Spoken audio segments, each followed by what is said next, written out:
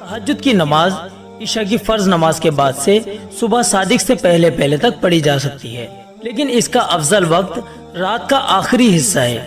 अगर कोई शख्स रात को तहज्जुद की नियत करके सोए कि मैं तहज्जुद की नमाज के लिए उठूंगा और वो उठ ना सके, तो अल्लाह ताला उसे बिना नमाज पढ़े ही तहज्जुद की नमाज का सवाब अता फरमा देते हैं।